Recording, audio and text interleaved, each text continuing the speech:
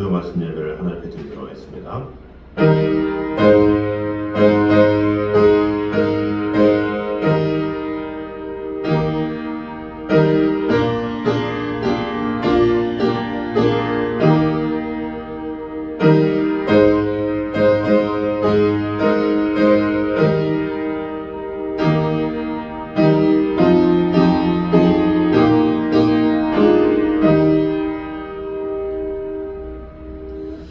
너는 마음을 다하여 여호와를 신뢰하고 내 명철을 의지하지 말라.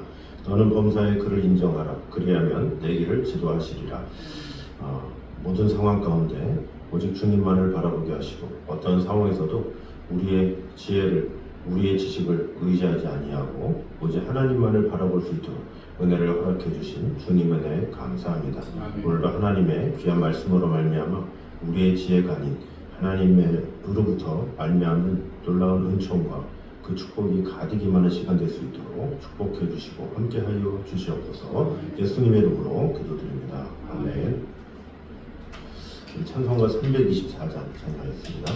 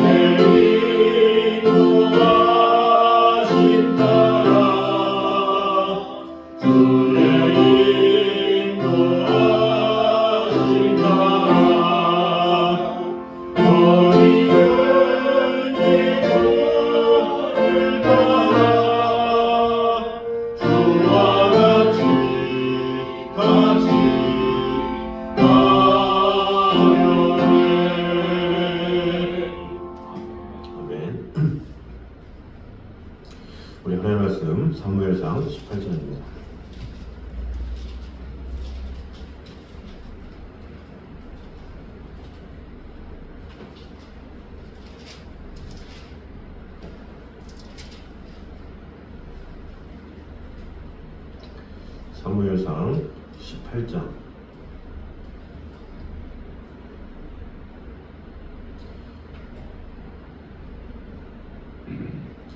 17절에서 22절까지 보도록 하겠습니다.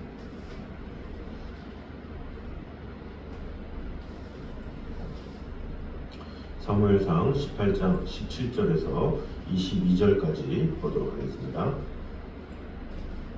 교독하겠습니다.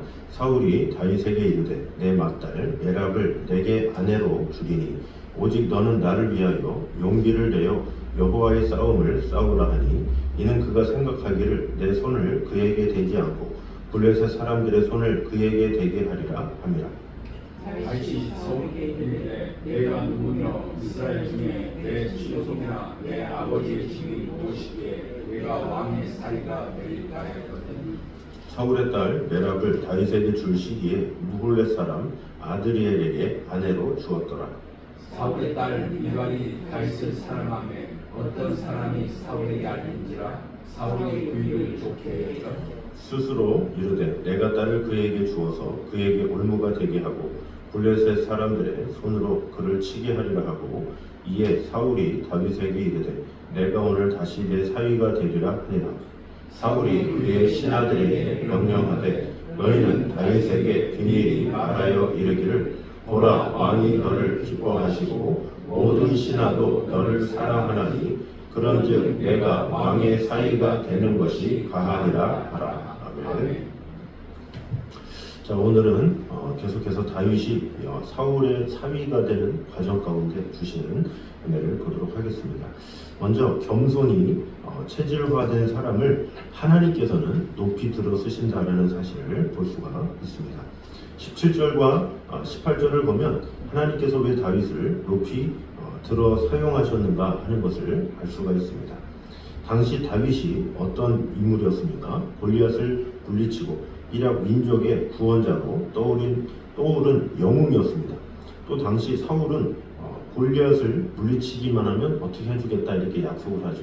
그 약속이 그 앞에 있는 사무엘상 17장 25절에 나옵니다. 우리 사무엘상 17장 25절을 같이 보도록 하겠습니다. 사무엘상 17장 25절 우리 같이 한번 읽겠습니다. 이스라엘 사람들이 이르되 너희가 이 올라온 사람을 보았느냐? 참으로 이스라엘을 모욕하러 왔도다. 그를 죽이는 사람은 왕의 많은 재물로 부하게 하고 그의 딸을 그에게 주고 그 아버지의 집을 이스라엘 중에서 세금을 면제하게 하시리라. 네. 자, 여기 나와 있죠.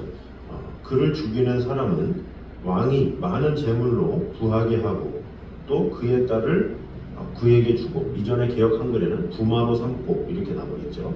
그리고 그 아버지의 집을 이스라엘 중에서 세금을 면제하게 하시리라 이렇게 나와 있죠. 이런 엄청난 특혜를 받은 것이 바로 다윗입니다. 따라서 다윗은 얼마든지 사울의 딸을 달라고 요구할 수가 있었죠. 게다가 그는 이미 사무엘로부터 차기 왕으로 기름 부음을 받은 인물이었습니다. 그런데 그는 자신을 사위로 삼아 주겠다라는 사울의 제안에 이렇게 대답을 하고 있습니다.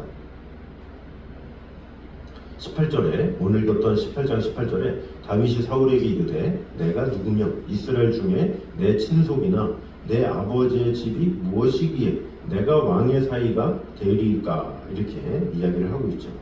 이것은 다윗이 그저 이 사울의 관계를 피하기 위해서 겸손을 가장하여 한 말이 아닙니다. 만일 겸손을 가장한 말이었다면 사울이 메랍을 다른 사람에게 주었을 때 화를 냈어야만 했습니다. 사울에게 따졌어야 합니다. 하지만 사울이 메랍을 다른 사람에게 주었을 때도 미동조차 하지 않았습니다. 이것은 무엇을 말합니까? 다윗의 몸에 늘 겸손함이 배어 있었다라는 사실을 보여주고 있는 것입니다. 그는 겸손히 체질화되어 있는 사람이었고 인격화되어 있는 사람이었습니다. 이 겸손을 기뻐하시는 하나님께서 이렇듯 겸손한 자를 높이 들어 사용하시는 것은 당연한 것입니다. 그러므로 오늘 본문을 통해 우리는 한 가지 중요한 사실을 깨달을 수가 있습니다. 하나님은 능력이 있다고, 그가 위대한 공을 세웠다고 무조건 높이 들어 사용하시는 분이 아니다라는 것입니다. 하나님은 그가 겸손할 때 들어서 사용하십니다. 겸손한 채에서 겸손한 것이 아니라 진정으로 인격적으로 겸손의 몸이 된 사람, 그런 사람을 하나님께서 사용하신다라는 것을 말씀하고 있죠. 그래서 베드로전서 5장에도 겸손으로 서로 허리를 동이라 이렇게 말씀하고 있습니다. 이 세상에도 지도자들의 입장에서는 어떻습니까? 자신의 신하들, 부하들이 겸손한 자를 좋아하죠. 겸손한 자를 들러쓰죠. 실력이 좀 부족하다 할지라도 조금 모자란 것이 있다 할지라도 겸손하면 그 사람을 계속 쓰는 경우가 있어요. 계속 써서 좋은 실력을 갖출 때까지 하는 경우가 많이 있죠. 운동선수들도 그렇죠. 그 운동에 넣어주는 그 감독 입장에서는 그 선수가 겸손하게 감독의 말에 잘 경청해서 감독이 하라 이렇게 하는 것을 잘 듣는 선수들을 선발로 내어서 이렇게 쓰기도 하죠. 물론 실력이 좋으면 하게 되는 경우도 있지만 그것보다 오히려 이 지도자 입장에서는 말을 잘 듣고 자신의 어떤 지도 방침에 잘 따르는 자를 더 좋아하게 되고 선호하게 되고 오히려 기회를 많이 얻게 되니까 더 성장하게 되는 경우가 많죠. 하물며 우리 하나님은 어떻겠습니까? 우리의 삶 가운데 우리가 항상 하나님의 말씀을 들으려는 그런 마음을 가질 때 하나님께서는 그런 겸손한 마음을 사용하신다라는 거죠. 그래서 사무엘이 처음에 하나님의 음성을 들었을 때 엘리 제사장이 알려줬죠. 말씀하시옵소서 주의 종이 듣겠나이다. 이런 마음을 하나님께서는 기뻐하시고 그런 하나님 앞에서의 겸손을 하나님께서는 듣고 사용하신다라는 사실을 우리는 알아야 합니다. 그러므로 우리는 이 세상에서 무엇을 갖추기 전에 먼저 겸손을 갖추어야 한다라는 것입니다. 그러므로 겸손이 우리의 인격이 되어서 이 겸손으로 말미암아 하나님 앞에 크게 쓰임받는 저여러분 되시기를 주님의 이름으로 축원합니다. 두 번째는 죄는 하나의 인격체로서 악인을 지배한다라는 사실을 볼 수가 있습니다. 20절 이하에서는 우리는 매우 놀라운 사실을 볼 수가 있습니다. 여기서 보면 사울의 둘째 딸인 미갈이 다윗을 사랑했다 이렇게 기록을 하고 있습니다. 사울의 딸 미갈이 다윗을 사랑하며 어떤 사람이 사울에게 알린지라 했는데 그 뒤에 사울이 그 일을 좋게 여겨 이렇게 얘기를 하고 있죠. 이 좋게 여겼다라는 것은 이 미갈이 시집갈 때가 됐는데 좋아하는 남자를 만나서 좋았다 이것이 아니라 다윗을 죽이려고 했는데 마침 미갈이 좋아하기 때문에 잘됐다 이렇게 생각하는 거죠. 그러니까 그 딸을 자신의 딸보다는 어떤 자신이 생각한 원수를 죽이려는 도구로 사용하는 그런 사울의 모습을 볼 수가 있습니다. 이미 사울이 제정신이 아닌 사람인 것을 알 수가 있죠. 사울은 이미 양심이 마비되어 버렸습니다. 그는 마치 죄를 짓지 않으면 안 되는 사람, 모든 것을 죄와 연결시키지 않으면 안 되는 그런 죄의 중독 상태에 빠졌다 이렇게 볼 수가 있습니다. 마치 처음에는 사람이 술을 마시다가 나중에는 술을 마시고 마지막에는 술이 사람을 마신다 하는 것처럼 죄가 사울을 지배하고 다스리고 노예로 삼아버린 것을 볼 수가 있습니다. 여기서 무엇이 중요합니까? 죄란 우리가 생각하듯 그렇게 간단한 것이 아니다라는 사실입니다. 마치 우리가 주체이고 죄가 객체인 것 같지만 실은 그렇지 않습니다. 처음에는 그렇습니다. 처음에는 내가 주체가 되어 죄를 짓습니다. 그러나 나중에는 그 죄가 나를 지배해서 나를 좌지우지하기도 한다라는 것입니다. 그래서 사도 바울이 로마서 7장 8절에서 죄가 기회를 타서 계명으로 말미암아 내 속에서 각양 탐심을 이루었다 이렇게 죄를 의인화시킨 것을 보고 있죠. 그러면서 오호라 나는 공고한 사람이라 이 사망의 몸에서 누가 나를 건져내랴 이렇게 호소하고 있죠. 또한 사도 바울은 로마서 5장 12절에서 21절까지 해서 죄를 왕으로 묘사하고 있습니다. 말하자면 아담의 범죄 후에 죄가 폭군으로 이 세상에 들어와 모든 인간이 죄를 짓지 않으면 안 되게 만들고 있다는 것입니다. 이 죄의 실체는 바로 그런 모습이다라는 것입니다. 그러므로 우리가 죄를 가벼이 여겨서는 안 된다라는 사실을 알 수가 있습니다. 성경을 보면 어리석은 자는 죄를 심상히 여긴다 이렇게 경고하고 있습니다. 사울의 경우 어떻습니까? 그가 얼마나 죄를 가볍게 여겼습니까? 사울의 범죄로 인해서 대신해서 밤을 새워서 하나님께 기도한 사무엘이 이 사울을 찾아 그의 죄를 꾸짖었을 때 그는 아주 쉽게 대꾸한 것을 보게 됩니다.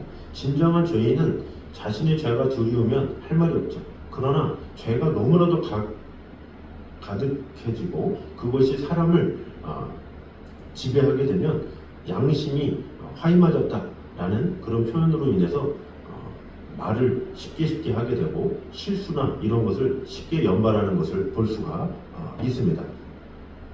아담과 하와도 죄가 들어왔죠. 범죄하게 되니까 어떻습니까? 법령교토하는 것을 볼 수가 있습니다. 이에 비해서 다윗은 어떻습니까? 그도 똑같이 죄를 범했지만 죄를 가볍게 여기지 않았죠. 그는 자기 죄에 대해서 밤마다 눈물로 침상을 띄우고 요를 적실 줄 아는 그런 사람이었습니다. 자기 몸이 수척할 정도로 하나님 앞에 죄를 통회할 줄 아는 사람이었습니다. 이러니 그가 이후라도 죄를 쉽게 지을 수 있겠습니까? 어떻게 죄가 그 이후에 다윗을 틈탈 수가 있었겠습니까? 죄가 폭군이라도 어떻게 마음대로 죄를 짓도록 만들 수 있겠습니까? 그러므로 어떠한 사소한 죄가 있다 할지라도 우리는 그것에 대해서 사소하게 여기지 말고 늘 겸손한 마음으로 하나님께서 나에게 어떤 깨달음을 주시는지 이것을 통해서 어떤 것을 배우게 하시는지를 깊이 있게 묵상하고 생각함으로 말미암아 어떤 상황에서도 하나님의 말씀에 귀를 기울이고 그 말씀이 내 안에 가득 임할 수 있도록 또한 내 안에 적은 죄라도 찾아오게 된다면 늘 하나님 앞에 간구하고 또 회개할 수 있는 그런 마음 달라고 항상 하나님 앞에 깨끗한 마음으로 온전히 드려지게 힘쓰는 저 여러분 되시기를 주님의 이름으로 축원합니다. 세 번째로 영안이 가려운 사람은 위기의 때를 감지하지 못한다라는 사실을 볼 수가 있습니다. 22절을 보면 사울이 중요한 발언 중에 하나를 하는 것을 볼 수가 있습니다. 22절을 다 같이 한번 읽겠습니다. 사무엘상 18장 22절 시작.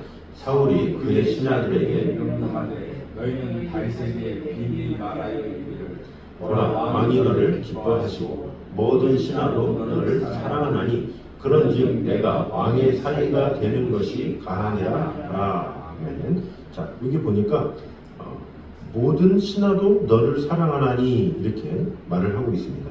이것은 물론 사울이 다윗을 살해하기 위한 계략에서 나온 말이지만 사울이 꾸며서 한 말도 아니죠. 분명히 당시에 신하들도 다윗을 사랑하고 있었습니다.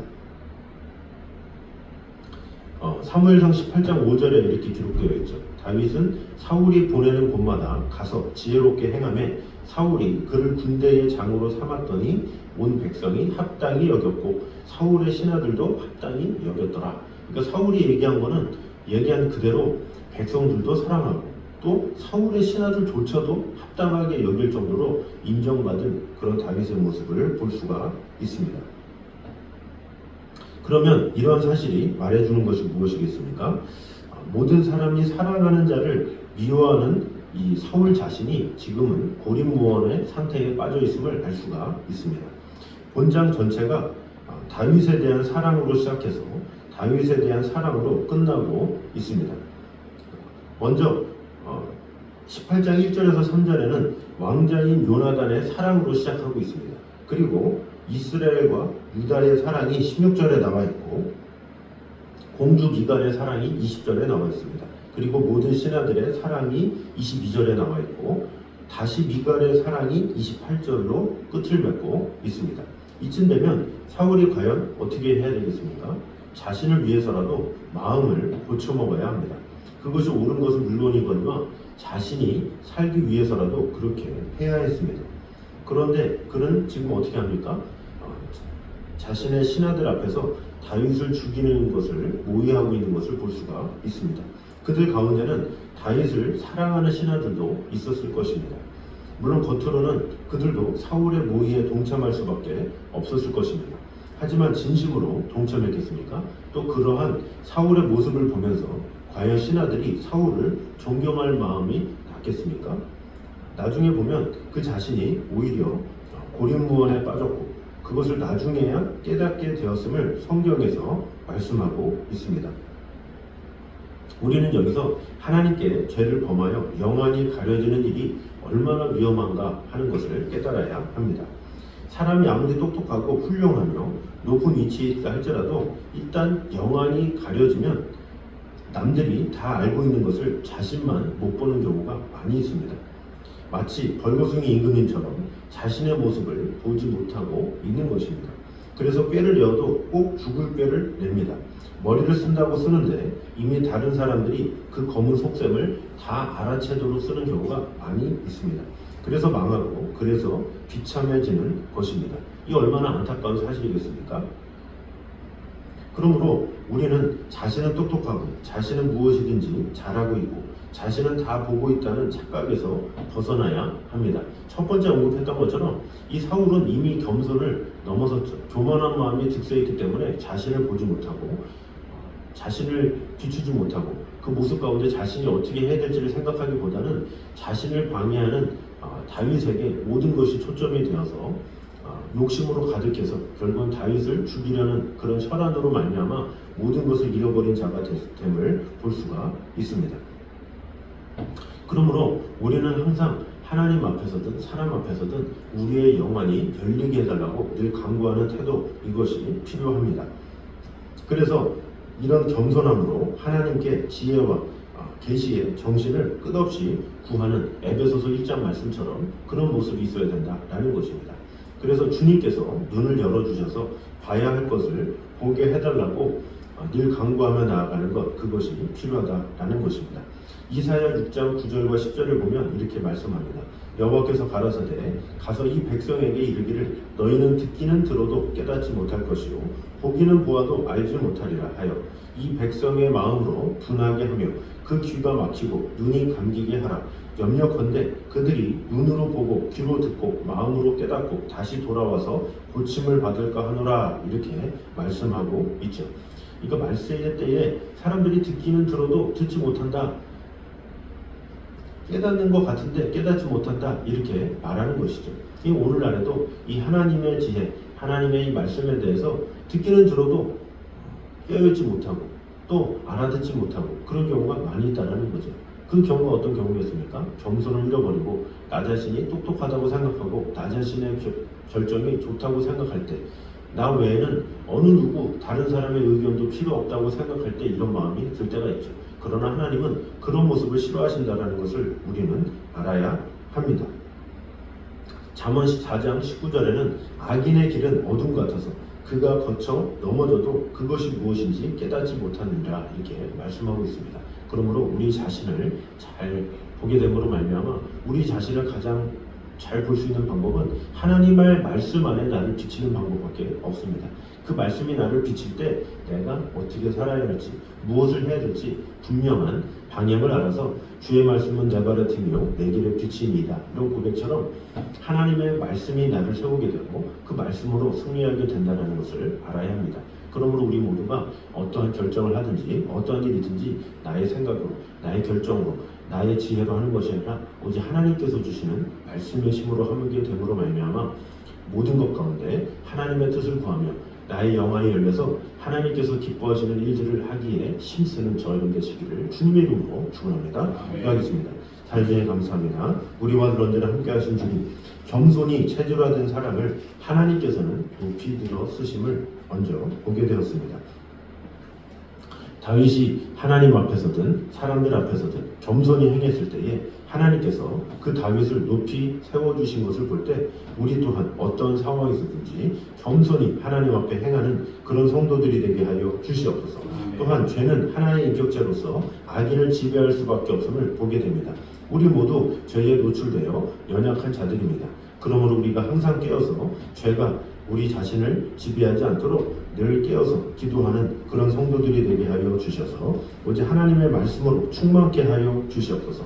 또한 영안이 가려운 사람은 위기의 때를 감지하지 못한다라는 사실을 꼭 깨닫게 됨으로 말미암아 우리의 영안이 열려서 하나님을 바라보고 하나님의 마음을 알며 하나님의 뜻을 먼저 아는 그런 성도들이 되게 하여 주시옵소서. 그러므로 우리가 어떤 일을 하든지 무슨 일을 결정하기 전에 꼭 하나님께 지혜를 구하며 하나님께서 우리와 언제나 함께 하신다는 사실을 믿고 우리 하나님을 신뢰하며 나아가는 성도들이 되게 하여 주시옵소서. 예수님의 이름으로 기도드립니다. 아멘. 우리 찬송가 446장 찬양하도록 하겠습니다.